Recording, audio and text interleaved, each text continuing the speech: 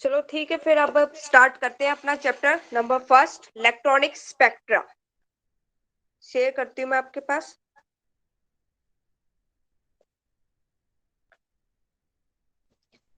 Electronic spectra में सबसे पहले आपको डेफिनेशन समझ में आनी चाहिए। ये आपके पास कोई भी मैटर है, इस पे आपने रेडिएशंस फॉल करे। ये कुछ मॉलिक्यूल्स आपके पास एब्जॉर्ब्ड कर लेंगे एनर्जी, कुछ रिफ्लेक्ट हो जाएंगी, कुछ हमारे पास ट्रांसमिट हो जाएंगे। तो जो मॉलिक्यूल्स हमारे पास एब्जॉर्ब्ड हुए हैं उसमें हमारे पास इलेक्ट्रॉन्स ग्राउंड स्टेट से एक्साइटेड स्टेट मूव कर लेंगे, जंप हो जाएगा। Promotion of electron from ground state to excited state. जो हमारे पास यहाँ पे रेडिएशंस फॉल की गई है वो एब्जॉर्ब करती है आपके पास radiations UV and ultraviolet region, जिसकी वेवलेंथ कितनी होती है 200 से 800 नैनोमीटर। ठीक है, इसमें इलेक्ट्रॉनिक स्पेक्ट्रा हमारा पास मोस्ट कॉम्प्लेक्स होता है, क्योंकि इसमें एसोसिएट कौन कौन से होते हैं आपके पास मॉलिक्यूल्स। इलेक्ट्रॉनिक में वाइब्रेशन एनर्जी एसोसिएट होती है। वाइब्रेशन एनर्जी में एसोसिएट क्या होते हैं, रोटेशनल एनर्जी लेवल्स। जैसे आपके पास ग्राउंड स्टेट में है, ये आपके पास ग्राउंड स्टेट है इलेक्ट्रॉनिक, इसी के अंदर वाइब्रेशनल लेवल्स होंगे और ये आपके पास रोटेशनल लेवल्स एग्जिस्ट करेंगे। ये फिर आपके पास V-1 होगी, इसी में रोटेशनल लेवल्स हो गए। ये एक्साइटेड स्टेट होगी, ये आपके पास एनर्जी लेवल्स V-0 हो गया, वाइब्रेशन एनर्जी लेवल्स, इसी में रोटेशन एनर्जी लेवल्स होंगे। अब सबका सिलेक्शन रूल होता है हमारे पास, डेल्टा V वाइब्रेशनल का होता है +-1, +1 एब्जॉर्प्शन के लिए, -1 एमिशन के लिए। ऐसे ही रोटेशनल में होता है डेल्टा J = +-1, +1 एब्जॉर्प्शन के लिए, -1 एमिशन के लिए। बट इलेक्ट्रॉनिक स्टेट में ऐसा कोई हमारे पास सिलेक्शन रूल नहीं होता। ठीक है, तो इलेक्ट्रॉनिक एनर्जी लेवल्स है वो हमारे पास, जो इलेक्ट्रॉनिक स्पेक्ट्रा है वो मोस्ट कॉम्प्लेक्स होते हैं। सबसे ज्यादा सिंपल किसका होता है, रोटेशनल एनर्जी का होता है, फिर आपके पास वाइब्रेशनल का, और सबसे कॉम्प्लेक्स स्ट्रक्चर किसका होता है, इलेक्ट्रॉनिक एनर्जी लेवल्स का। ठीक है, इसी में यही समझा रखा है मैंने आपको। देखिए, the electronic spectra are the most complex which appear in the visible and UV ultraviolet region। Three energies हमारे पास यहाँ पे एसोसिएट करती है, electronic energy, vibrational energy, rotational energy. Vibrational energy आपके पास और रोटेशनल एनर्जी और इलेक्ट्रॉनिक एनर्जी, ये आपके पास क्या होती है, क्वांटिटाइज्ड होती है, डिसकंटिन्यूअस फॉर्म में होती है। ट्रांसलेशन एनर्जी हमारे पास इज नॉट क्वांटिटाइज, क्योंकि ये काइनेटिक एनर्जी फॉर्म करती है कंटिन्यूस चल। ठीक है, ये आपको समझ में आया। Yes ma'am. तो electronic bands show a fine structure more complicated than in the vibrational energy levels। ठीक है, फिर नेक्स्ट आता है हमारे पास बोर्न ओपेमिनिया अप्रोक्सीमेशन। कोई भी मॉलिक्यूल आपके पास गैसियस का हो या लिक्विड स्टेट का हो, तो आपके पास वो different types of energy absorb करेगा और इंडिपेंडेंटली होगा, वो एक दूसरे पे डिपेंड नहीं करेगी आपके पास एनर्जी। हमने एज्यूम कर लिया कि न्यूक्लियाई 1000 टाइम्स ग्रेटर देन है किससे, इलेक्ट्रॉन से, तो न्यूक्लियाई फास्ट मूव करेगा आपके पास। न्यूक्लियाई कैसा मूव करेगा, फास्ट करेगा या स्लो करेगा, फास्ट। Fast ma'am. स्लो करेगा। न्यूक्लियाई का वेट कितना है, 1000 टाइम्स ग्रेटर है किससे, इलेक्ट्रॉन से, तो वो स्लो मूव करेगा न्यूक्लियाई देन किससे, इलेक्ट्रॉन से। तो न्यूक्लियाई को हमने एज्यूम कर लिया कि वो स्टेशनरी है, तो इलेक्ट्रॉन्स मूव फास्टर, उसकी इलेक्ट्रॉन्स की जो स्पीड है वो फास्ट होगी एज कंपेयर टू न्यूक्लियाई।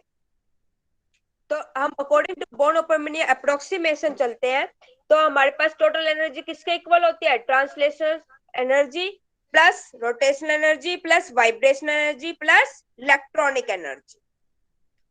ठीक है, जो हमारे पास इलेक्ट्रॉनिक एनर्जी है वो एसोसिएट करती है vibrational energy, vibrational energy associate करती है रोटेशनल एनर्जी, और रोटेशनल एनर्जी एसोसिएट क्या करती है? Translational energy. और ट्रांसलेशनल एनर्जी हमारे पास क्वांटिटाइज नहीं है, ऑल अदर एनर्जी क्या है? क्वांटिटाइज्ड है। सबसे ज्यादा एनर्जी किसकी होती है? इलेक्ट्रॉनिक की, फिर वाइब्रेशनल की, फिर रोटेशनल की, और सबसे लोवेस्ट किसकी होती है? ट्रांसलेशनल एनर्जी की। जो मैग्नीट्यूड हमारे पास ट्रांसलेशनल एनर्जी, उसको हम नेग्लेक्ट कर सकते हैं। तो हमारे पास बोर्न ओपनमेनिया अप्रोक्सीमेशन क्या हो जाएगा? ई टोटल एनर्जी किसके इक्वल हो जाएगी? E rotational energy of rotational energy plus energy of vibrational energy plus vibration of electronic energy. समझ आया आपको Born Oppenheimer approximation? Yes ma'am. Ma'am high energy वाला बताना एक बार। हाई एनर्जी वाला देखो बेटा, जैसे हमने एक न्यूक्लियाई ले लिया, वो 1000 टाइम्स ग्रेटर, उसका वेट ज्यादा है, 1000 टाइम्स ग्रेटर है, तो आपके पास ये स्लो मूव कर पाएगा, स्लो मूविंग। जैसे एक का वेट आपका 100 kg वेट है एक, और एक का है 50 kg वेट, तो कौन ज्यादा फास्ट मूव कर पाएगा? 50 kg जिसका वेट है वो ज्यादा फास्ट मूव कर पाएगा 100 kg की वजह। ठीक है, ओके मैम। तो इसमें यही है कि न्यूक्लियाई को हमने एक टाइम से एज्यूम कर लिया कि वो स्टेशनरी फिक्स है, तो इलेक्ट्रॉन्स की जो मूवमेंट होगी वो हमारे पास फास्टली मूव करेगी as compare to nuclei. Okay okay ma'am. हाँ, आज नेक्स्ट टॉपिक है आपके पास types of molecules exhibiting electronic spectra. तो सबसे पहले आता है इलेक्ट्रॉनिक स्पेक्ट्रा में कौन सा एसोसिएट करता है? Rotational spectra. रोटेशनल स्पेक्ट्रा आपने क्या पढ़ा था? इसमें कौन से मॉलिक्यूल्स आएंगे जिसकी परमानेंट डाइपोल मोमेंट होगी? परमानेंट डाइपोल मोमेंट, जैसे HCl, KCl। और ये एब्जॉर्ब कौन सी रेडिएशन करेगा? Microwave radiation, microwave radiation. ठीक है, उसके बाद वाइब्रेशनल स्पेक्ट्रा है। वाइब्रेशनल स्पेक्ट्रा में आते हैं चेंज इन डाइपोल मोमेंट, जैसे CO2, H2O, इनकी हमारे पास मॉलिक्यूल है वो चेंज इन डाइपोल मोमेंट होते हैं। इसमें कौन सी एब्जॉर्ब करेगी रेडिएशंस? Infrared radiations, IR। ठीक है, इसके बाद है इलेक्ट्रॉनिक स्पेक्ट्रा। जो ऑल डायटोमिक मॉलिक्यूल्स हैं वो एग्जिबिट करते हैं आपके पास इलेक्ट्रॉनिक स्पेक्ट्रा, जैसे H2 हो गया, O2 हो गया, Cl2 हो गया, Br2 हो गया, N2 हो गया। ये सारे आपके इलेक्ट्रॉनिक स्पेक्ट्रा होते हैं, जो आपको ना तो रोटेशनल देता है, ना ही वाइब्रेशन रोटेशनल स्पेक्ट्रा देता है, ना इनकी सबकी डाइपोल मोमेंट परमानेंट होती है, और इसकी जो डाइपोल मोमेंट है वो 0 भी हो सकती है। तो आपके पास ये कौन सा एब्जॉर्ब करेगा radiation? UV and ultraviolet region, UV and visible region. ठीक है, समझ आया ये कौन कौन से मॉलिक्यूल किस किस में आते हैं? Yes ma'am. इसके बाद है nature of electronic band spectra. अब हमारे पास मॉलिक्यूल है वो जंप करते हैं ग्राउंड स्टेट से एक्साइटेड स्टेट में, इसकी एनर्जी है ET, इसकी एनर्जी है ET डैश। तो हमारे पास according to Born Oppenheimer approximation चलेंगे, तो हमारे पास ET किसके इक्वल हो जाएगा? Sum of energy electronic plus vibrational plus rotational energy. ठीक है, एक्साइटेड स्टेट में हमने डिनोट कर दिया एनर्जी को किससे? ET डैश से। तो क्या हो जाएगा? E dash electronic plus E dash vibrational plus E dash rotational. ये जो हमारे पास एनर्जी है वो इलेक्ट्रॉनिक एक्साइटेशन में कैसे हो जाएगी, change in energy E2 minus E1। E2 में क्या है यहाँ पे ET डैश माइनस ET, तो हमारे पास क्या आ जाएगा delta E electronic plus delta E vibrational plus delta E rotational. ये सेकंड इक्वेशन ऐसे आई। अब हमें ये पता है जो हमारे पास एनर्जी है वो किसके डायरेक्टली प्रोपोर्शनल होती है, फ्रीक्वेंसी के। ठीक है, डेल्टा ई किसके इक्वल हो गया, एच न्यू के।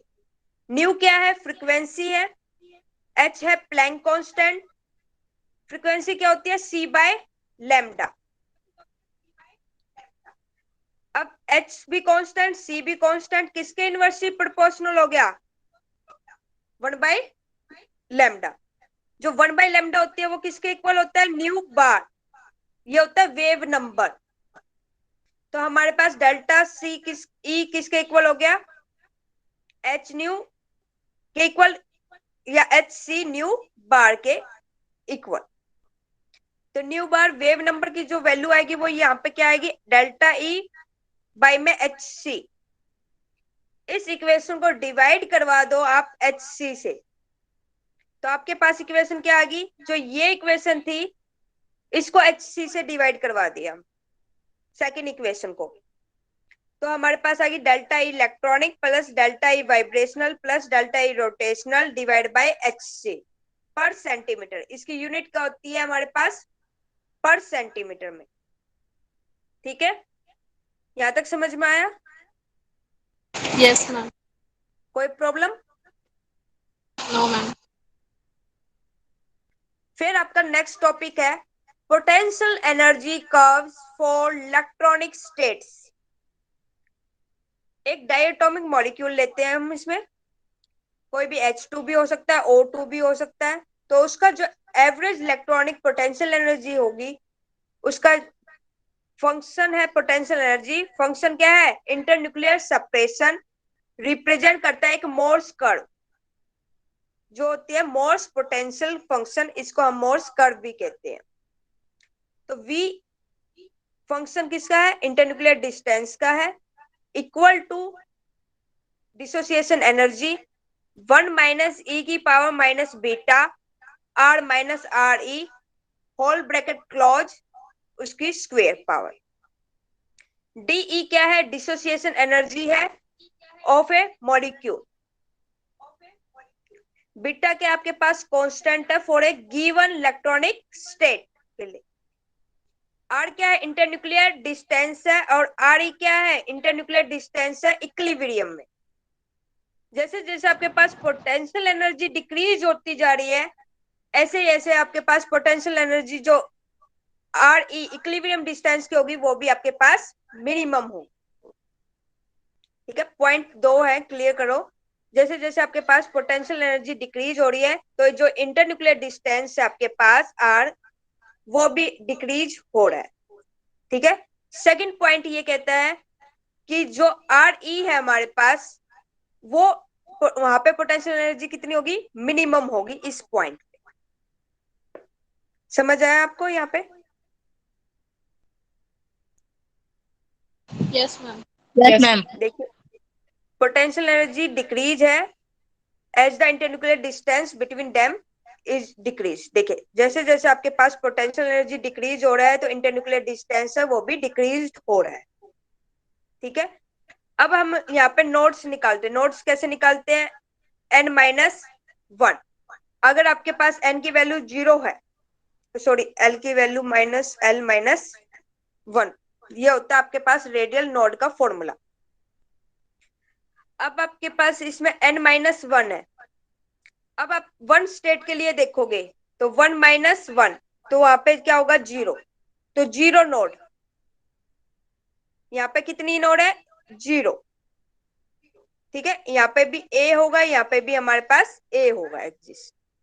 अब जैसे हमारे पास n की वैल्यू 1 हो जाए, 2 हो जाए सॉरी, तो उसमें हमारे पास कितने नोड आ जाएंगे, 1। तो यहाँ पे हमारे पास एक 1 नोड आ गए, तो यहाँ पे बीच में क्या हो जाएगा a/2। सेपरेशन हो जाएगी। जब n की वैल्यू 3 हो जाए तो कितने नोड आएंगे? 2 नोड आएंगे। तो यहाँ पे हमारे पास वैल्यू कितनी आ जाएंगी? 2 नोड की वैल्यू आ जाएगी। ठीक है, समझ आया?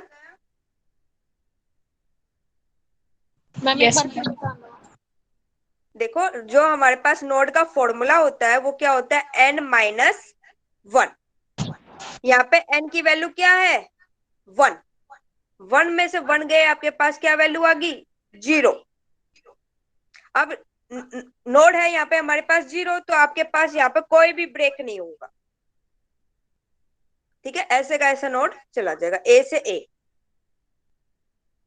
ठीक है, अब यहाँ पे देखो 2 पोजीशन पे n की वैल्यू क्या होगी? 2 - 1 इक्वल टू 1। अब यहाँ पे हमारे पास एक नोड बनेगी, इसको हम नोड कहते हैं एक डिफरेंस टूट जाए। ठीक है, जैसे n की वैल्यू हो जाए हमारे पास 3, तो 3 - 1, तो ये हो गया 2। तो यहाँ पे हमारे पास ऐसे आएगा 2 नोड, एक ये ओके मैम। नोड, एक ये नोड। ठीक है, समझ आया? Yes ma'am. अब नेक्स्ट हमारे पास है, जैसे ग्राउंड स्टेट में इलेक्ट्रॉनिक एनर्जी लेवल्स का क्या बिहेव होता है और एक्साइटेड स्टेट में क्या होता है। देखिए, हमारे पास है, ये है ग्राउंड स्टेट, ये है एक्साइटेड स्टेट।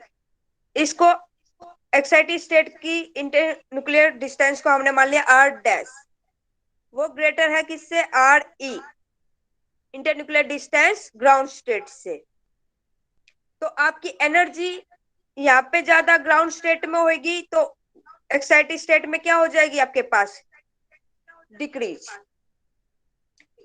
तो लैम्डा की वैल्यू यहाँ पे आपके पास क्या होगी? डिक्रीज, क्योंकि इनवर्सली प्रोपोर्शनल है। और यहाँ पे एक्साइटेड स्टेट में लैम्डा की वैल्यू क्या हो जाएगी?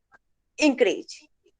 एनर्जी यहाँ पे हमारे पास डिक्रीज हो रही है एक्साइटेड स्टेट में, तो यहाँ पे हमारे पास बॉन्डिंग कैसे होगी? वीकर होगी एक्साइटेड स्टेट में as compare to the ground state, क्योंकि अमाउंट ऑफ एनर्जी यहाँ पे सप्लाइड कर रहे हैं, एक्सोथर्मिक रिएक्शन हो रही है, मॉलिक्यूल्स जंप्स कर रहे हैं टू हायर इलेक्ट्रॉनिक स्टेट में, कॉजिंग एन इलेक्ट्रॉनिक ट्रांजिशन। तो देखो, इसमें मैंने यही लिख रखा है, पोटेंशियल मैम एनर्जी ग्राउंड की कर्व। हाई होगा। क्या कह रहे हो आप? ग्राउंड की हाई रहेगी ना मैम? हाँ, ग्राउंड स्टेट की जो एनर्जी है वो हाई रहेगी as compare to excited electronic level. Okay. ठीक है, एक्साइटेड स्टेट की जो एनर्जी है वो हमारे पास लोवेस्ट रहेगी। ओके, तो देखिए, potential energy curves for ground and electronic states for a diatomic molecule. Each electronic energy levels में आपके पास स्मॉलर, इसमें क्या है? वाइब्रेशनल एनर्जी लेवल्स शो किए गए हैं। ठीक है, तो 2 कर्व्स हमारे पास है, डिफर है with respect to the position of minimum. R E की रिस्पेक्ट में निकालेंगे हम, तो आर ई डैश है वो ग्रेटर देन है आर ई से। जो मिनिमम एनर्जी पॉइंट है R E dash for excited state का, वो लार्जर है किससे? इंटरन्यूक्लियर डिस्टेंस आर ई से इन द ग्राउंड स्टेट। ठीक है, तो एनर्जी किसकी लोवेस्ट होगी बताइए? Excited state. हाँ, एक्साइटेड स्टेट की एनर्जी हमारे पास लोवेस्ट होगी। तो बॉन्डिंग किसकी वीकर हुई? एक्साइटेड स्टेट की होगी as compare to the ground state, क्योंकि यहाँ पे एनर्जी हम दे रहे हैं, तो एनर्जी रिलीज हुई, सप्लाइड हुई, तो मॉलिक्यूल जंप्स करेंगे हायर इलेक्ट्रॉनिक स्टेट में। ठीक है, समझ में आया ये वाला? यस कोई यस प्रॉब्लम? मैम। आज अपना टॉपिक इतना ही करेंगे।